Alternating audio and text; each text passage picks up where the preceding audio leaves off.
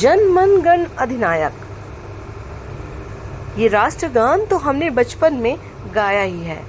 आज भी कोई नेशनल फंक्शन हो या हम कहीं ऐसी जगह होते हैं जहाँ कॉलेज फंक्शन हो, तो सबसे पहले भारत के राष्ट्रगान के सम्मान में हम लोग जन गण मन गाया करते हैं।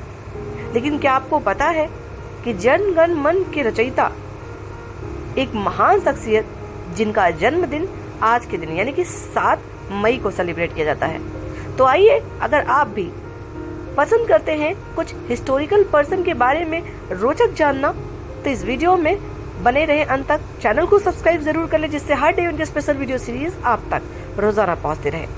जन गण मन के रचयिता सम्राट रविन्द्रनाथ टैगोर, इनकी जयंती आज के दिन सेलिब्रेट की जाती है।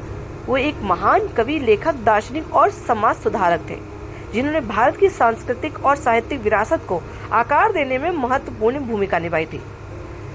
सन 1861 को कलकत्ता में जन्मे रविन्द्रनाथ टैगोर को व्यापक रूप से दुनिया के महानतम साहित्यकारों में से एक माना जाता है। तो आइए, उनके जन्म दिवस के दिन जानते हैं उनसे जुड़ी कुछ रोचक बातें।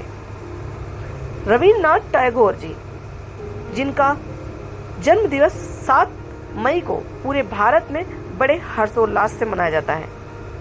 इस अवसर पर कई संगठन, सांस्कृतिक संस्थान और शैक्षणिक संस्थान सेमिनार, सम्मेलन, कार्यशाला और सांस्कृतिक कार्यक्रम आयोजित करते हैं।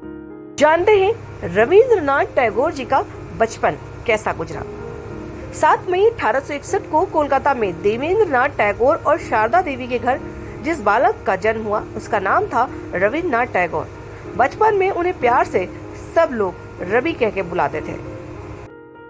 अपने सभी 13 भाई बहनों में सबसे छोटे रविन्द्रनाथ टैगोर को बालपन से ही परिवार में साहित्यिक माहौल मिला।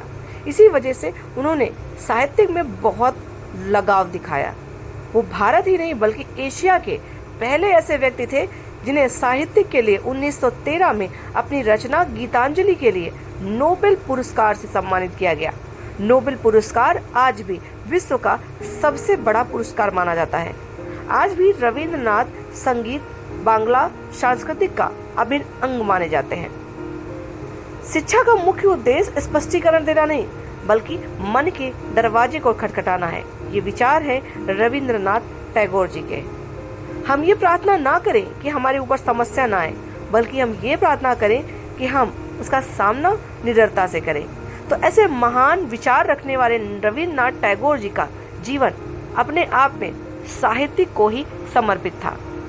रविन्द्रनाथ टैगोर जी ने केवल 8 वर्ष की उम्र में कविता लिखना शुरू कर दिया था। उन्होंने अपने जीवन में 2200 से भी ज्यादा गीत लिखे। भारत के राष्ट्रगान को लिखने के अलावा रविन्द्रनाथ टैगोर जी ने बांग्लादेश के अमार सोनार बांग्ला की रचना भी की थी। रविन्द्रनाथ टैगोर ने ये गीत तब लिखा था जब 1905 में बंगाल को अंग्रेज बांटने वाले थे। उनकी लेखनी में वो ताकत थी जो लोगों के अंतर मन को स्पर्श कर लेती थी। इसको देखकर महात्मा गांधी जी ने रविन्द्रनाथ टैगोर को गुरुदेव की उपाधि दी थी। वहीं अंग्रेजी हुकूमत की ओर से टैगोर को नाइटहुड यानी सर की उपाधि से भी नवाजा गया था। लेकिन 1919 में हुए जलियांवाला बाग कांड के दौरान टैगोर ने इस उपाधि को लौटा दिया था। रविन्द्रनाथ टैगोर जी ने अंग्रेजी हुकूमत के समय यानी कि जब हमारा देश आजाद भी नहीं था, उस समय इतने बड़े नोबेल पुरस्कार को जीता जो शायद एक कल्पना मात्र ही हो सकती है। लेकिन कहते हैं ना, इस साहित्यिक में, लेख में इतनी ताकत होती है कि वो कुछ भी कर सकता है। देश में कई बार जज्बा और जुनून भरने का कार्य साहित्य के माध्यम से ही किया गया है, और ये आज से नहीं बल्कि बहुत पुराने दौर से चला आ रहा है। रविन्द्रनाथ टैगोर जी की इस जीवनी, इस कहानी के बारे में हमें और आपको पता होना चाहिए, क्योंकि इतने महान साहित्यिक का आज के दिन जन्म दिवस है और इतने महान उपाधियों से इन्हें नवाजा गया है। उम्मीद करते हैं रविन्द्रनाथ टैगोर जी के जन्म दिवस पर यह जानकारी आपको पसंद आई। अगर पसंद आई तो आप भी ऐसी हिस्टोरिकल स्टोरीज के लिए चैनल को सब्सक्राइब कर लें और वीडियो को उन लोगों में साझा करें जिनको आप चाहते हैं कि वो अवेयर रहें।